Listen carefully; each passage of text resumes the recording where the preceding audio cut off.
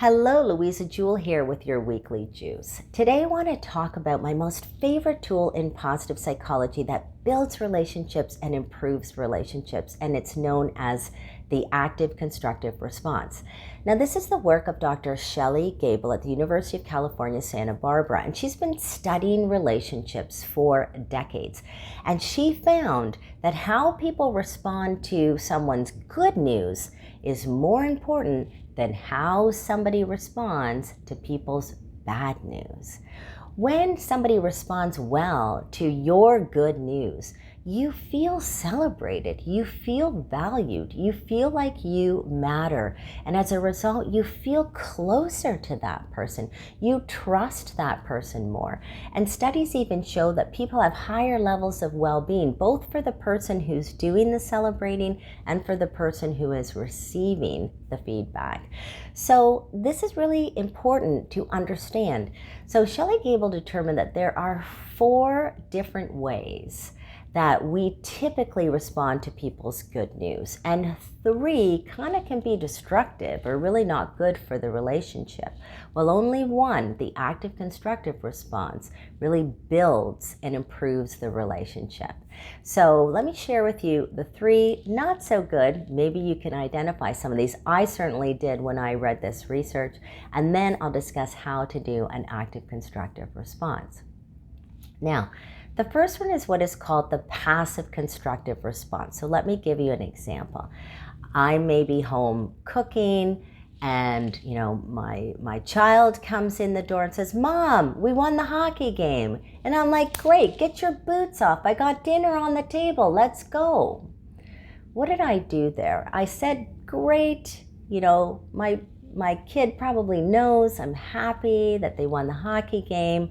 But I didn't really acknowledge, I really didn't capitalize. And a lot of the times that happens because I'm in the middle of cooking dinner, I'm busy, they're late, I'm thinking more about my stuff. So I don't take the time really to turn and capitalize on their good news because maybe I'm concentrating on something else. So we can fall into that trap pretty easily. That's the passive constructive response. Now, here's the passive destructive response. When somebody comes to you and says, "Hey, I lost 5 pounds." And I say, "Oh, I lost 8 pounds last week. Wow. And man, I was on such a crazy diet, but boy, did it ever work. And the exercise was really helpful." And see, what I do there with the passive destructive response is I have actually taken their good news and then made it all about me. Another example of the passive destructive is if I say, "Well, great, what do you want for dinner?" What I'm showing to the person is that I'm not really acknowledging their good news at all. I'm making it about me, or I'm changing the subject to something else, okay? So that's an example of a passive destructive response. Now, the third is called the active destructive response. This is when we actually take their good news and turn it into bad news because we're not feeling so great about it. So, for example, a friend comes to you and says, "Hey, Louisa, I'm going on this great kayak trip off the coast of British Columbia." And my response is, "What? Do you even know how to kayak? Do you know how dangerous that could be if you're kayaking off the coast of British Columbia? What are you thinking? Are you even in shape enough to do that?" All right. So now you can see they were quite happy about their kayaking trip to British Columbia, and you have just destroyed all of their happiness around this idea of their trip. And that's what we call the active destructive response. We care more about, maybe I'm concerned about my friend. It's not like I'm trying to put her down or anything, but maybe I'm concerned about my friend. And so that could happen as well. So I want to show you now the active constructive response. Now, the active constructive response is one where you turn. So you stop doing, so say if I'm cooking dinner, I stop for a moment and turn and look at the person. Or you might be writing an email or looking at your phone. You stop, you put your phone down, you actually look the person in the eye. So you're having eye contact. And then you are genuinely, you want to show genuine happiness, genuine enthusiasm for the person's good news. You also want to ask a few questions about, well, tell me more about this, so the person really feels like you're listening and they really feel good about your response. And then you want to kind of celebrate with the person, not for, but with them. Celebrate together on their good news. So when somebody comes to you and says, "I lost 5 pounds," then I could say, "Wow, that is really fantastic that you lost 5. How did you do that?"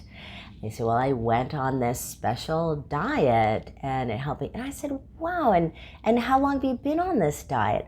"I've been on this diet for 10 days. You lost 5 pounds in 10 days? Wow, that's really impressive. Were you exercising at the same time?" "Yeah, I was. I was doing some exercise as well." "Well, that's fantastic. You look great." That's it. And if you time me on that, you will see that that's around the 30-second mark, right? It doesn't take long. Just ask some curious questions. Be genuine. Focus on the person. Now, some people say to me, what if I'm not genuinely happy? Like, for example, maybe I've been trying to lose 10 pounds for or 5 pounds for 10 years, and I just can't get it off. And I'm kind of a bit, angry or I feel resentful or jealous, that my friend was able to lose the pounds. What's more important is to think about the relationship. So put aside, what you're feeling about yourself and be genuinely in the relationship where you can be happy for the person. If you really don't think that you can be happy for the person, it's better just not to say anything at all, but then you're not giving feedback at all either.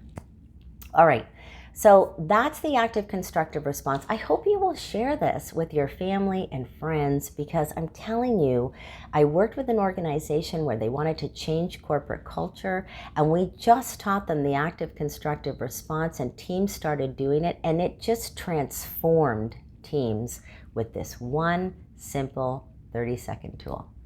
All right, everyone, thanks for listening. I hope you have a great week.